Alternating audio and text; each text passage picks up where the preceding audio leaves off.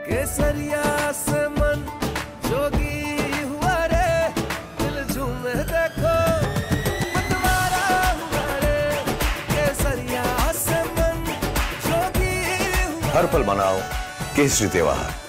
विमल, बोलो जुबान केसरी। स्वागत है आपका, आप देख रहे प्रहार, आपके साथ मैं हूं सलोनी श्रीवास्तव अजमेर। और प्रहार में आज सबसे पहले बात दिल्ली की, जहां पर BMW की तेज रफ्तार ने एक IAS ऑफिसर की जिंदगी छीन ली। उनकी पत्नी भी गंभीर रूप से घायल हैं और अब सवाल ये उठ रहा है कि क्या सिर्फ ये एक सड़क हादसा था या इसके पीछे कुछ और है, क्योंकि ये हादसा सिर्फ एक दुर्घटना जैसा नहीं लगता है। हादसा धौला कुआं पर हुआ, लेकिन घायल ऑफिसर को नजदीकी अस्पताल ले जाने के बजाय 19 किलोमीटर दूर ले जाया गया। अब पुलिस ने जांच तेज कर दी है, लेकिन परिवार के आरोपों और नए सबूतों ने इस मामले को साजिश से जोड़ दिया है। क्या BMW कार की ड्राइवर महिला और उसका पति कुछ छुपा रहे हैं, और क्या सबूतों को मिटाने की भी कोशिश की गई है? इस खबर पर पूरा अपडेट आपको देंगे। दूसरी खबर वक्फ पर कोर्ट के फैसले की। सुप्रीम कोर्ट ने वक्फ संशोधन कानून 2025 के 2 अहम प्रावधानों पर रोक लगा दी, लेकिन असली सवाल यह है कि क्या इस आदेश से वक्फ को लेकर खड़ा हुआ तूफान थमेगा, या ये सिर्फ एक नया मोड़ है? अब नए सिरे से क्या वक्फ युद्ध शुरू होगा? क्योंकि कोर्ट ने इस पूरे कानून को ठंडे बस्ते में डालने से साफ इनकार कर दिया। यानी आंशिक तौर पर राहत विरोधी पक्ष को है और आंशिक जीत सरकार के पक्ष को है, पर इसका राजनीतिक असर सबसे ज्यादा बिहार और बंगाल की सियासत में दिखेगा, जहां पहले ही इस मुद्दे पर चुनावी जमीन गर्म है। असली सवाल यह है कि क्या सुप्रीम कोर्ट के इस आदेश ने विपक्ष का सबसे बड़ा हथियार बेअसर कर दिया है? बताएंगे आपको। तीसरी खबर उस मुल्क की जो हर बात पर रोता रहता है, नाम है पाकिस्तान, और इसकी किस्मत में हमेशा हार की गारंटी आती है। चाहे जंग का मैदान हो, चाहे जियोपॉलिटिक्स की दुनिया हो, या फिर क्रिकेट का मैदान, भारत से हारना पाकिस्तान की जैसे नियति बन चुका है। कल रात भी यही हुआ है। भारत ने पाकिस्तान को ऐसा धोया कि कराची से लाहौर तक टीवी तोड़े गए और आवाम अपने खिलाड़ियों पर गुस्सा उतारती दिखी। लेकिन सोचने वाली बात यह है कि कंगालिस्तान हर बात पर रोता क्यों रहता है? कभी हार पर, कभी महंगाई पर, कभी भीख का कटोरा खाली होने पर, तो कभी कर्ज पर। कैसे पाकिस्तान को हार की आदत पड़ चुकी है, ये भी आपको बताएंगे। लेकिन चलिए सबसे पहले बात करते हैं दिल्ली के BMW एक्सीडेंट की, जहां लापरवाही जान जाने की वजह बन गई।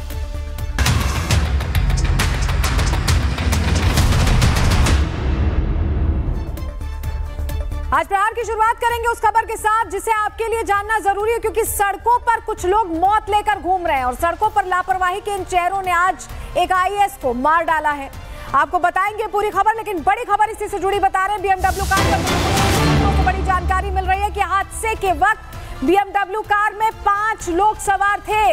BMW कार गगनप्रीत चला रही थी। गगनप्रीत के साथ आगे 6 साल की बेटी बैठी हुई थी। गाड़ी में पीछे की सीट पर पति, बेटा और मेट थे। बेटी और बेटे को घटनास्थल पर ही छोड़ा, नवजोत को दूसरी गाड़ी से अस्पताल लेकर गई गगनप्रीत। यह खुलासा हुआ, ये जानकारियां अभी निकलकर सामने आई हैं, जो अभी सूत्रों के हवाले से हमें पता चल रहा है, क्योंकि गगनप्रीत पुलिस की गिरफ्त में है, पूछताछ चल रही है, खुलासे हो रहे हैं। और क्योंकि इस पूरी कहानी के बहुत से ऐसे पहलू हैं जो शक शुबा कहीं ना कहीं क्रिएट करते हैं, तो उस लिहाज से अब जांच आगे बढ़ रही है। चलिए अब आपको पहले तस्वीर दिखाते हैं, जहां दिल्ली के धौला कुआं के पास ये तस्वीर आप देख रहे हैं। एक IAS और उनकी पत्नी को एक तेज रफ्तार BMW ने कैसे रौंदा, इस तस्वीर में आप देखिए। वो महिला वहां पड़ी हुई है, जो उनके पति हैं, नवजोत वहां पड़े हुए हैं। ये वो तस्वीर देखिए, टक्कर बहुत भीषण थी।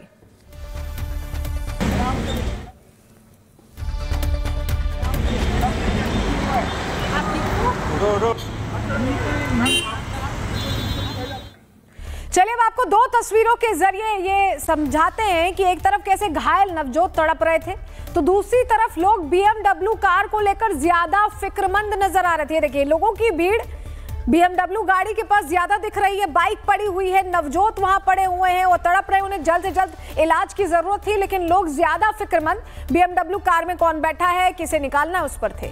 अब उस BMW की तस्वीर आपको दिखा रहे क्या स्थिति हुई है इस गाड़ी की, जिसने वित्त मंत्रालय के एक अधिकारी को दिन दहाड़े सड़क पर कुचल दिया। ये तस्वीर देखिए किस तरह से क्षतिग्रस्त हुई ये गाड़ी। हमारे सहयोगी विवेक की रिपोर्ट में आपको दिखाते हैं।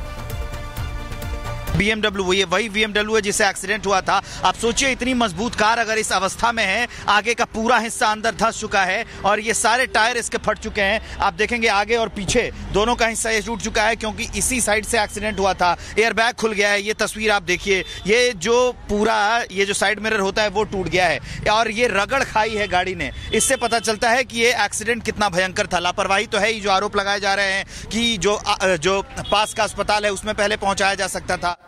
देखा आपने गाड़ी की जो हालत है उससे ये साफ होता है कि टक्कर कितनी खतरनाक हुई होगी।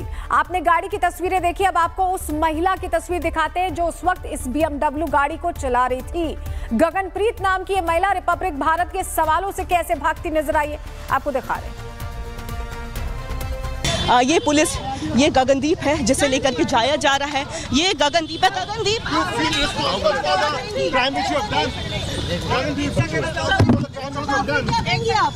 क्या बोलना चाहेंगे आप? चलो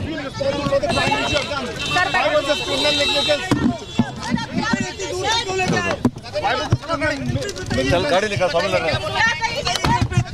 तो देखिए ये गगनदीप जिसे लेकर के यहाँ पे पुलिस जो है लेकर के जा रही है और ये आगे गगनदीप बैठी हुई है। देखिए ये गगनदीप आगे बैठी हुई है।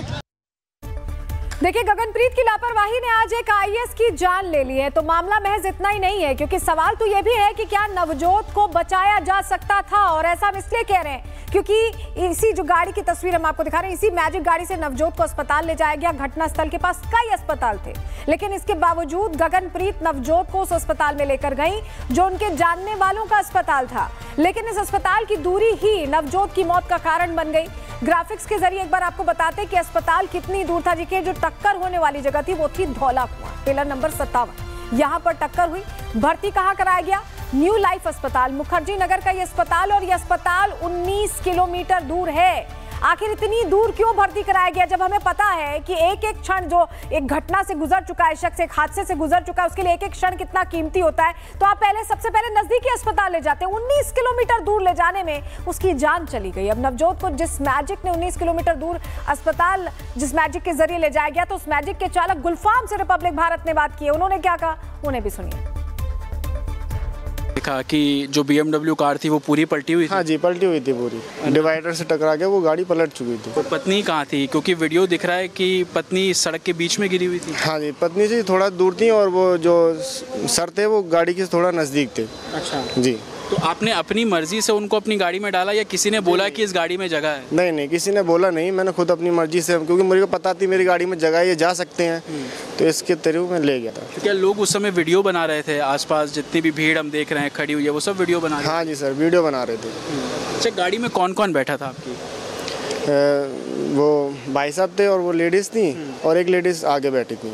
ये वही थी जो BMW में थी कि वही? उस टाइम मेरे को जानकारी नहीं थी कौन है, मैं तो ये सोच रहा था कि पीछे जो है डैमेज उनके साथ के पर्सन है ये। अच्छा जी। कुछ बातचीत कर रही थी वो आपसे जब? देखिए अब इस घटना में सिर्फ लापरवाही थी या फिर एक सोची समझी साजिश, ये सवाल इसलिए क्योंकि इस घटना में कई ऐसे संकेत हैं जो ये बताते हैं कि अगर गगनप्रीत चाहती तो नवजोत की जान को बचाया जा सकता था। बाकी घटनास्थल में भी हमने इस पूरी घटना को समझने की कोशिश की, आपको वो रिपोर्ट भी दिखाते हैं।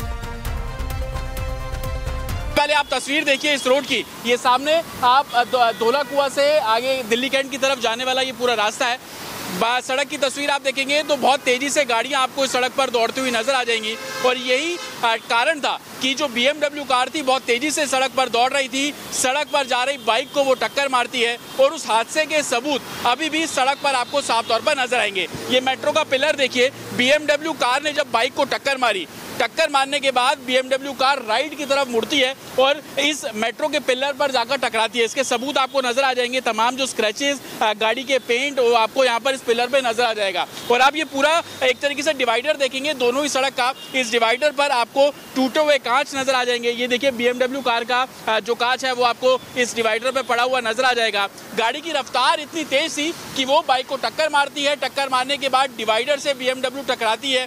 इस जो पूरी फेंसिंग है, एक तरीके से जो पूरा डिवाइडर है, इसको एक घसीट मारते हुए सामने मेट्रो पिलर पर जो है वो जाकर टक्कर मारती है। BMW चालक गगनप्रीत को पुलिस ने हिरासत में ले लिया है और इस मामले में जो FIR दर्ज हुई है, जिसकी एक कॉपी अब हम आपको स्क्रीन पर दिखा रहे हैं। देखिए तस्वीर देखिए। इस FIR में आरोपियों के खिलाफ BNS की धारा 281 यानी कि लापरवाही से वाहन चलाना, धारा 125 भी यानी जानबूझकर ऐसा काम जिसने किसी के जीवन को गंभीर खतरा पैदा किया हो, और धारा 238 यानी सबूत नष्ट करना या जांच प्रभावित करने की कोशिश। तो इन मामलों में गगनप्रीत के खिलाफ मामला दर्ज कर लिया गया है। FIR में इस बात का लिखा जाना कि एक साजिश हो सकती है बड़े सवाल खड़े करता है कि क्या गगनप्रीत की दुर्घटना में जान गई है या फिर इसमें कोई बड़ी साजिश है। नवजोत की जो जान गई है, सवाल यही है। नवजोत के घर वालों का इसको लेकर क्या कुछ कहना है वो आपको सुनाते हैं। Accident happened in Dholakua and they were taken to a hospital in GTB Nagar, in Mukherjee Nagar, called New Life, which is 20 kilometers away. That is about an hour of drive, and they were not even taken in an ambulance. अब घर वालों का कहना है कि ये दुर्घटना नहीं बल्कि मर्डर है। तो वहीं गगनप्रीत पर भी आरोप लग रहे हैं कि उन्होंने घटना के बाद सबूत मिटाने की कोशिश की है। मामले में पुलिस का भी क्या कुछ कहना है, उन्हें भी सुनिए। 4:20 PM हमारे पास एक कॉल आती है GTB नगर के हॉस्पिटल से कि यहाँ पे दिल्ली कैंट के एक एक्सीडेंट के विक्टिम हैं और जो एक्यूज्ड हैं दोनों के दोनों यहाँ पे एडमिट हैं इस हॉस्पिटल के अंदर। तो एक हमारी टीम वहाँ पे इमीडिएटली रश करती है उनको असिस्टेंट प्रोवाइड करने के लिए। इस पूरे इंसिडेंट के अंदर हमारी FIR ऑलरेडी रजिस्टर हो गई है। CCTV फुटेज जो इस इंसिडेंट की थी वो ऑलरेडी प्रिजर्व कर ली गई है और फर्दर इन्वेस्टिगेशन अभी। चलिए अब आपको टाइमलाइन ग्राफिक्स के जरिए इस पूरी घटना के बारे में डिटेल बता देते हैं। कल दिल्ली में BMW ने बाइक सवार नवजोत को कुचल दिया। हादसा दोपहर 1 से 1:30 बजे के बीच दिल्ली कैंट मेट्रो स्टेशन के पास हुआ है। नवजोत और उनकी पत्नी संदीप बाइक पर गुरुद्वारा से घर जा रहे थे। BMW X5 ने बाइक को टक्कर मारी है। कार पलट गई, बाइक डिवाइडर बस से टकराई। BMW चालक गगनप्रीत और बाकी लोगों को मामूली चोटें आई हैं। घायलों को न्यू लाइफ अस्पताल ले जाया गया, जो आरोपी परिवार से भी जुड़े। नवजोत की मौत हो गई। संदीप की हालत बहुत गंभीर बताई जा रही है, जो उनकी पत्नी है, और उन्हें पास के अस्पताल न ले जाकर दूर के अस्पताल ले जाया गया, जिसको लेकर सवाल खड़े हैं। बेटे ने भी कहा है कि कवर अप किया गया है, कवर अप का दावा किया है बेटे ने, की कोशिश की गई है छुपाने की। पुलिस को PCR कॉल से सूचना मिली थी। 3 PCR कॉल्स वहां पर की गई थी। BMW बाइक जब्त, FSL जांच और FIR में आपको बताएं कि BNS धारा 281, 125 भी, 105, 238A लगाई गई है। आरोपी गगनप्रीत को गिरफ्तार कर लिया गया है। सबूत नष्ट करने का आरोप उन पर लगा है। जांच इस मामले में जारी है। चश्मदीद क्या कहते हैं, उन्होंने बताया कि BMW की लापरवाही थी और वीडियो तेजी से वायरल हो रहा है और अब परिवार ने न्याय मांगा है और सुरक्षा पर भी सवाल खड़े किए हैं, सड़क सुरक्षा को लेकर। अब इस पूरे मामले को लेकर देश में गुस्सा है, लेकिन सवाल तो ये भी है कि कब तक हम ऐसी लापरवाहियों को बर्दाश्त करते रहेंगे? कब तक हमारे देश में सड़क दुर्घटनाओं को आम माना जाता रहेगा और कब तक सड़क पर इस जानलेवा रफ्तार का इस पर कोई ठोस एक्शन नहीं किया जाएगा? क्योंकि अगर ऐसे ही चलता रहा तो कल फुटपाथ पर कोई मरा था, आज बीच सड़क पर एक IAS मरा है और कल को आप या हम भी हो सकते हैं। रिपोर्ट देखिए।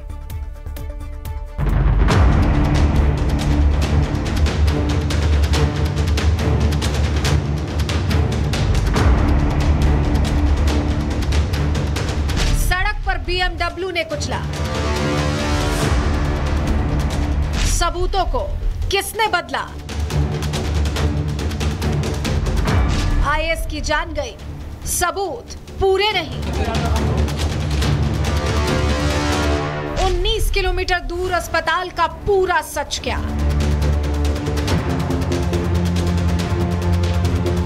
आपकी स्क्रीन पर दिख रही दोनों तस्वीरों को गौर से देखिए।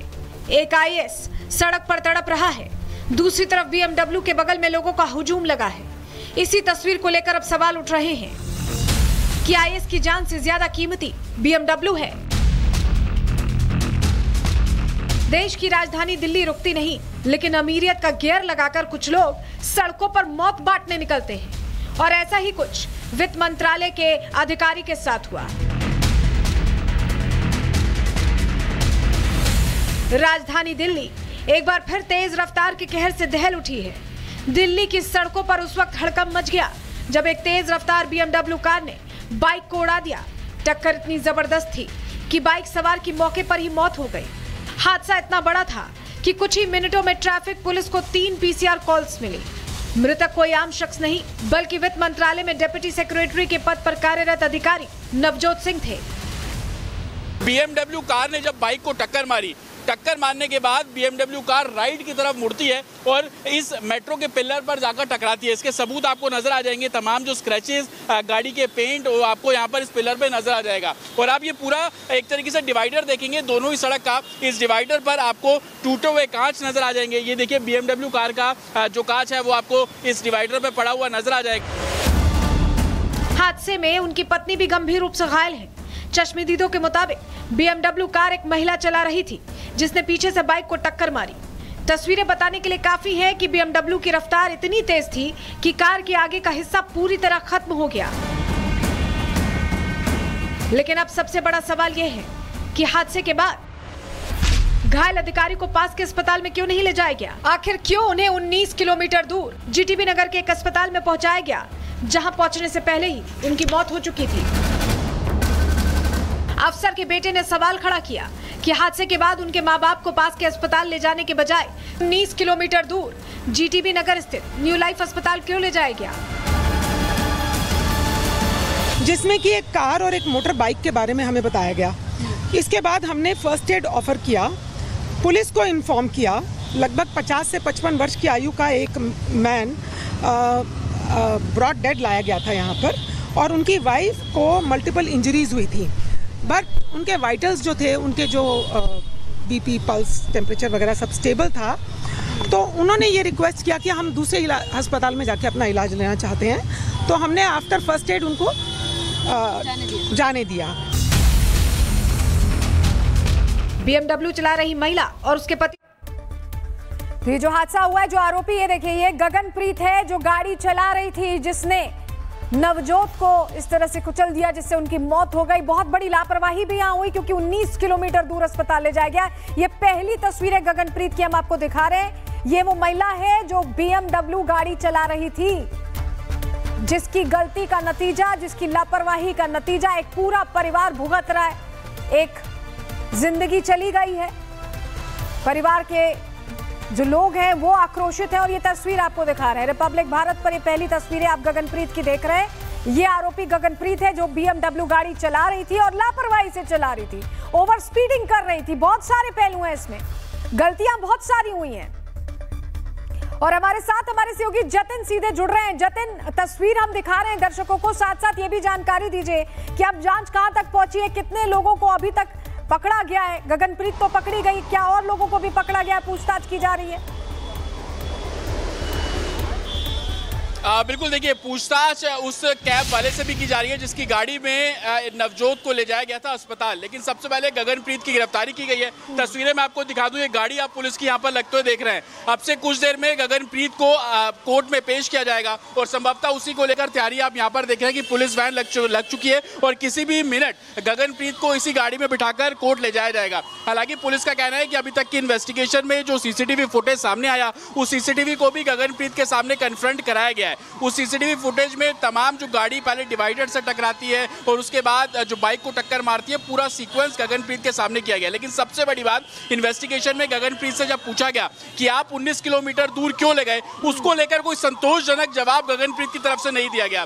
पुलिस पूछताछ में गगनप्रीत ने बताया कि कोविड के समय गगनप्रीत की जो बेटी है 6 साल की, वो अस्पताल में भर्ती हुई थी, मुखर्जी नगर की उसी अस्पताल में भर्ती हुई थी। उस समय किसी अस्पताल में उसको एडमिशन नहीं मिला था और यही कारण था कि वो उस अस्पताल में इसको लेकर चली गई। और यही कारण है कि इस सवाल से पुलिस सेटिस्फाइड नहीं है और कोर्ट के सामने अब गगनप्रीत को पेश किया जाएगा और आगे की इन्वेस्टिगेशन। जवाब तो दिया गया, लेकिन क्या ये जवाब संतोषजनक है? पुलिस इस पहलू की जांच कर रही है। बहुत शुक्रिया आपका जुड़ने के लिए जतिन, और जानकारियां देने के लिए। तो अब गगनप्रीत को ले जाया जा रहा है। अब बात करते हैं, आगे बढ़ रहे हैं, बात अब वक्फ संशोधन बिल पर करते हैं, जहां सुप्रीम कोर्ट ने फैसला दे दिया है। सुप्रीम कोर्ट ने लंबी सुनवाई के बाद आज वक्फ संशोधन बिल पर रोक से सीधे इनकार कर दिया। हालांकि अदालत की तरफ से इसके कुछ क्लॉजेस हटाए गए और साथ ही कुछ सुझाव भी दिए गए, लेकिन रोक से इनकार किया गया।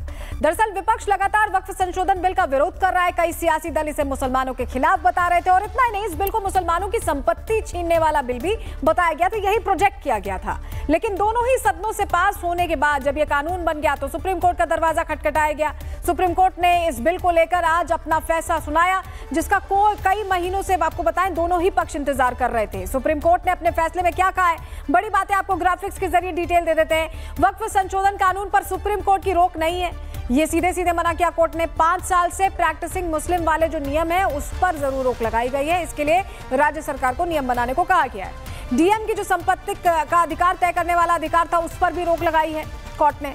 वक्फ बोर्ड में 3 से ज्यादा गैर मुस्लिम होने पर भी रोक लगाई गई। मुस्लिम को ही वक्फ बोर्ड मेंबर बनाने की कोशिश हो, ये भी कहा है कोर्ट ने।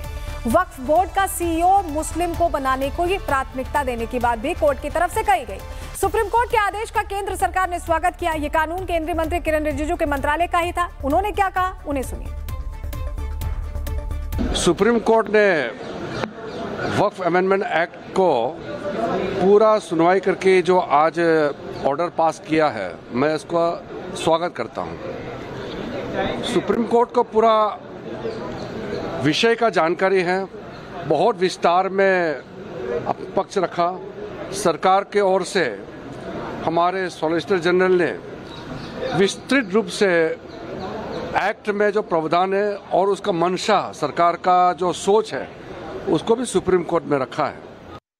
तो देखा जाए तो आंशिक रूप से जो याचिकाकर्ता थे उनको उनके पक्ष की बात सुनी गई और आंशिक रूप से सरकार की जीत हुई है। सरकार ने फैसले का स्वागत भी किया, लेकिन विपक्ष अब भी संतुष्ट नजर नहीं आ रहा है। विपक्ष ने सुप्रीम कोर्ट से इस मामले में अंतिम फैसला सुनाने की मांग की है, जिसके बाद सवाल उठ रहा है कि क्या वक्फ युद्ध अब भी जारी रहने वाला है। सुप्रीम कोर्ट के आदेश पर सबसे पहला सवाल उठा है AIMIM सांसद असदुद्दीन ओवैसी। उन्होंने भी याचिका डाली थी। उन्होंने एक तरफ अदालत से अंतिम फैसले की मांग की, तो वहीं दूसरी तरफ वक्फ बोर्ड को कमजोर करने का आरोप लगाया। ओवैसी ने अदालत के आदेश पर क्या कहा है, उन्हें सुनिए। सुप्रीम कोर्ट ने आज जो भी किया वो हम रिस्पेक्ट करते, मगर ये जो होगा ना, इलेक्शन नहीं होगा वक्फ बोर्ड का।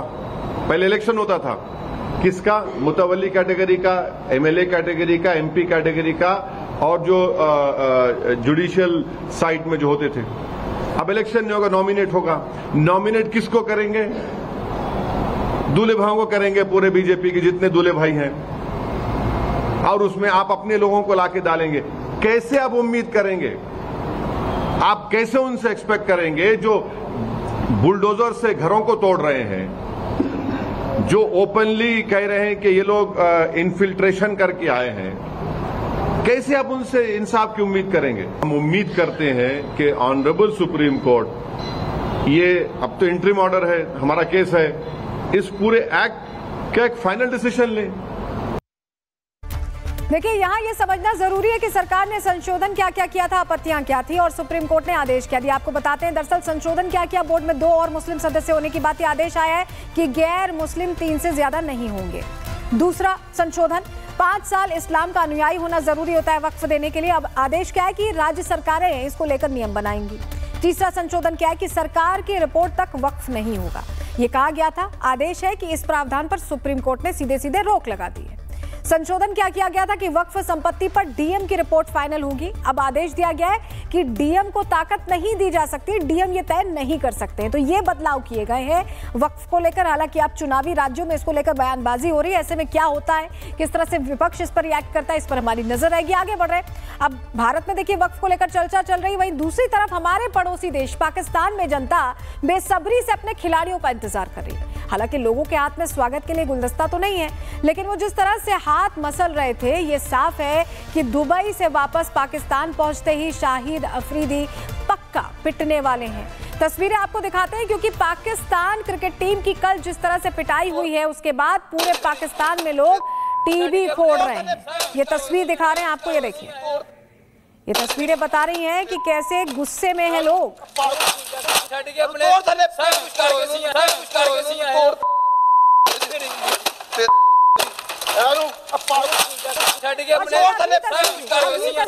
ये गुस्सा है, ये पाकिस्तानी फैंस का गुस्सा है। ये देखिए गालियां दे रहे हैं, टीवी पर देखकर गालियां दे रहे हैं और टीवी फोड़ दे रहे हैं, घर के अंदर अपना नुकसान कर ले रहे हैं। परिवार वाले हतप्रभ हैं, रोक रहे हैं, लेकिन देखिए गुस्सा, देखिए ये छटपटाहट जो आप देख रहे हैं, ये देखिए क्या हालत की है टीवी की, उसमें एकदम कलर बार आ गया टीवी में। देखिए ये स्थिति है, और ये पाकिस्तान की हमेशा ही होती है, ऐसा कुछ नया नहीं है। ये उनके लिए एक और तस्वीर दिखा रहे हैं, ये देखिए टीवी पर टीवी तोड़े जा रहे हैं। ये है पाकिस्तान की हकीकत, रोते रहना, हर समय रोते रहना, कभी किसी बात पे कभी किसी बात पे। अब कैसे देखिए पूरे टीवी को, फ्लैट स्क्रीन टीवी था, उसको पूरा ही खत्म कर दिया।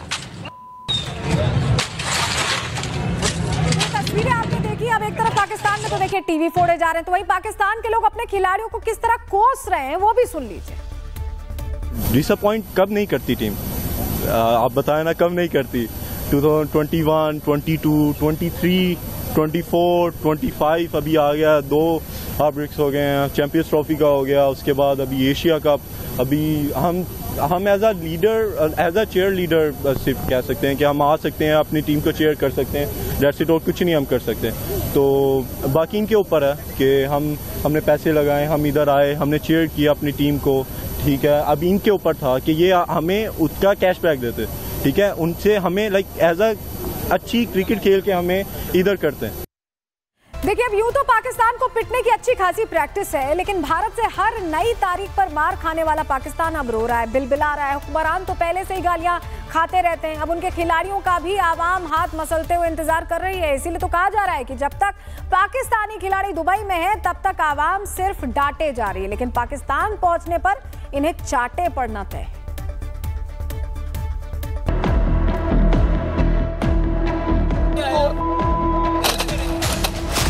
पाकिस्तान का दिल घबरा रहा है, इंडिया इंडिया चिल्ला रहा है।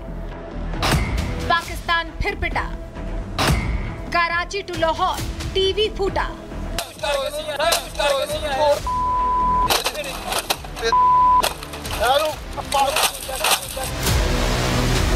पाकिस्तान अपने जन्म से लेकर आज तक अपने पूरे अस्तित्व काल में एक लतखोर देश बन चुका है। भारत से पिटाई का एक पूरा इतिहास है, चाहे मुल्ला मुशर्रफ हो या कटोरा शरीफ। पाकिस्तान में हुक्मरान तो कई बदले, लेकिन भारत से मार खाने का सौभाग्य हर पाकिस्तानी को प्राप्त हुआ है। और ऐसा ही कल रात भी हुआ, जब भारत ने पाकिस्तान को कुछ ऐसा धोया कि हर पाकिस्तानी पूरी रात रोया।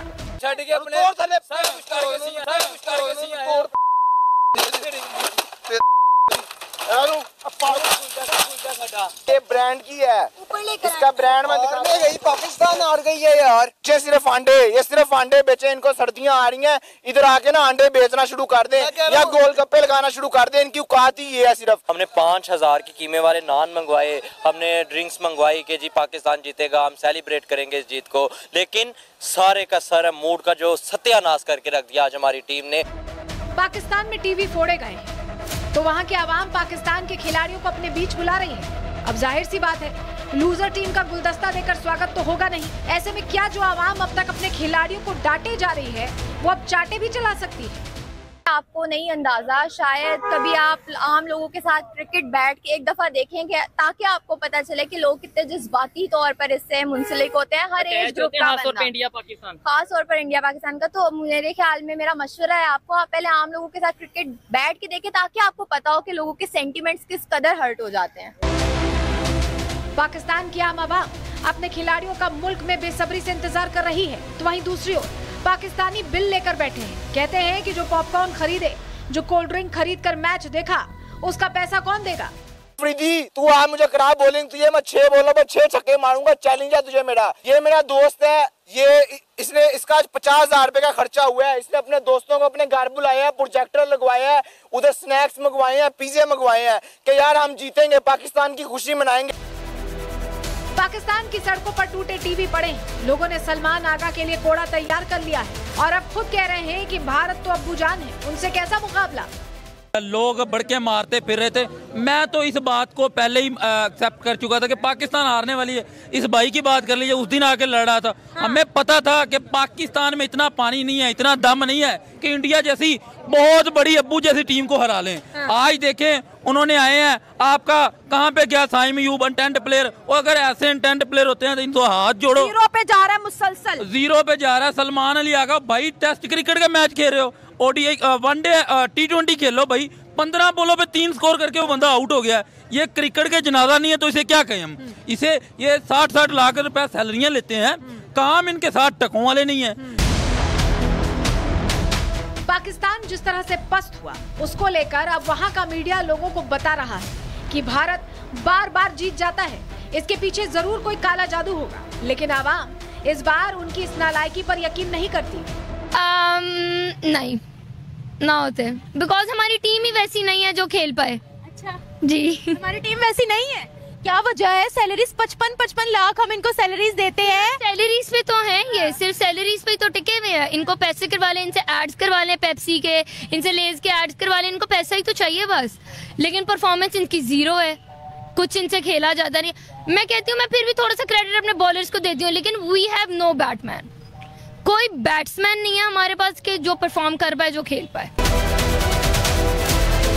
पाकिस्तान को भारत से मार खाने की आदत हो चुकी है। मुनीर अभी तक ऑपरेशन सिंदूर के खौफ से निकल नहीं पाए। शाहबाज ऑपरेशन के दौरान जिस तरह दौड़ा था, उसको लेकर आज तक उसका मजाक उड़ाया जाता है। वहीं अफरीदी जैसे मिनी आतंकी ने भी अपने बिल में वापस घुसने की तैयारी की है, क्योंकि अब अगर अफरीदी एक शब्द और बोला तो उस पर आवाम कोड़ा चला देगी। Bureau report, Republic Bharat.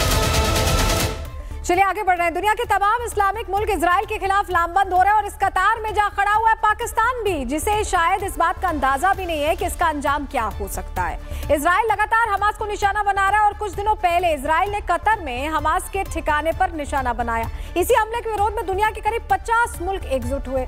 OIC की बैठक बुलाई गई, जिसमें इजराइल का विरोध भी किया गया।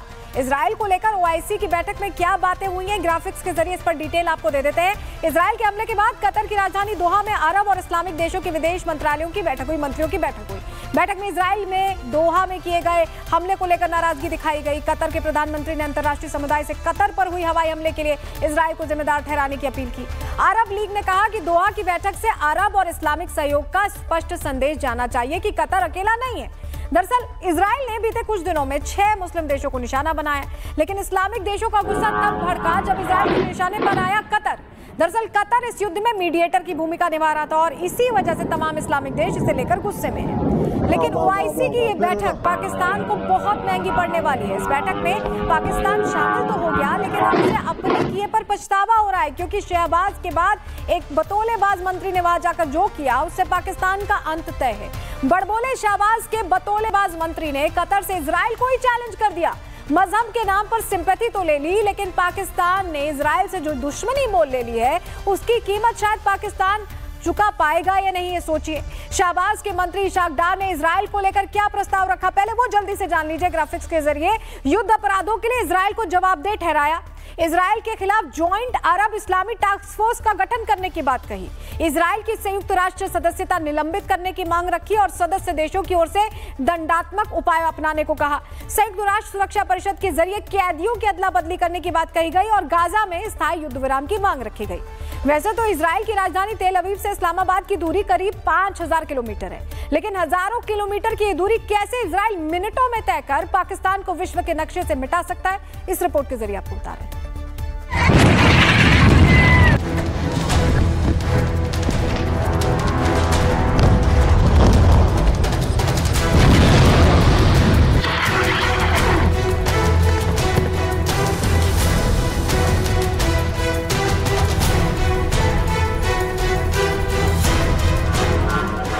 मिडिल ईस्ट में भीषण जंग जारी है। हमास के हमले से शुरू युद्ध में अब कई वॉर जोन बन चुके हैं। एक तरफ ईरान, सीरिया और लेबनान जैसे देश हैं, तो दूसरी तरफ अमेरिका के समर्थन के साथ खड़ा है इजराइल। इतना ही नहीं, इजराइल के खिलाफ हिजबुल्ला और हमास जैसे संगठन भी बारूद बरसा रहे हैं।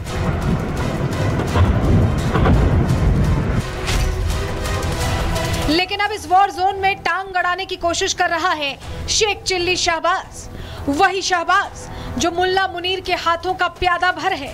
मुनीर के ही इशारों पर शहबाज शरीफ इस्लामिक देशों की दौड़ लगा रहे हैं, जिसका कोर एजेंडा है फंड्स का इंतजाम करना।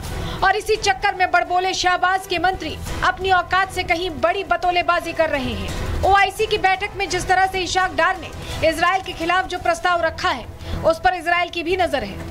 कतर पर हमले के बाद पहले कटोरा शरीफ दोहा जा पहुंचा और फिर OIC की बैठक में पाकिस्तान इजराइल को गीदड़ भभकी दे रहा है। तो गीदड़ भभकी तो काम नहीं आने वाली, क्योंकि अगर इजराइल ने आंखें तरेरी तो सब कुछ साफ कर देगा, पाकिस्तान को ही साफ कर देगा। केसरिया से मन जोगी हुआ रे, दिल झूमे देखो मतवारा हुआ रे। केसरिया से मन जोगी हुआ। हर पल मनाओ केसरी त्योहार। विमल, बोलो जुबान केसरी।